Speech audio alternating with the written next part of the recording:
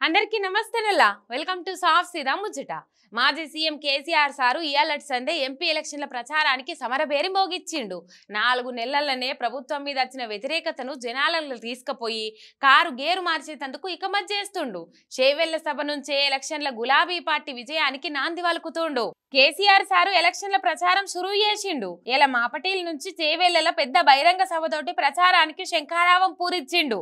చేవెళ్లలున్న Farah college ground లో సాయంత్రం 4 గంటలకు పెట్టిన సభల కేసీఆర్ ప్రసంగించబోతాండు. తెలంగాణ వచ్చినాక చేవెళ్ల ఎంపీ సీట్ను బీఆర్ఎస్ 2 సార్లు గెలిచింది. ఇప్పుడు మళ్ళోసారి గెలిచి హ్యాట్రిక్ కొట్టాలనే పట్టుదలతోనున్నది.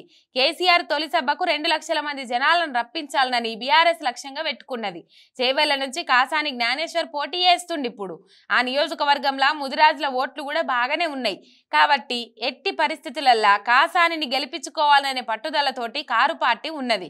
చేవెళ్ల సభ అయిపోయినాక ఈ నెల 16 తారీఖు సంధి కేసీఆర్ సారు సంగారెడ్డి జిల్లాకు పయనం కాబోతుండు. సుల్తాన్పూర్ దగ్గరున్న సింగూర్ చౌరస్తా కాడ మళ్ళీ పెద్ద బహిరంగ సభ ఏర్పాటు చేసిండ్రు. ఇట్లా కేసీఆర్ సారు వరుసగా మీటింగ్లతోటి క్యాడర్ కు మంచి ఊపొచ్చినట్టు అయితాంది. గెలుపు మీద అందరికి ధీమా పెరిగింది. అటు హరీష్ సారు కేటీఆర్ సారు అందరిని ఉరికిస్తుండే వరకు క్యాడర్ల కొత్త ఉత్సాహం వచ్చినట్టు అయింది.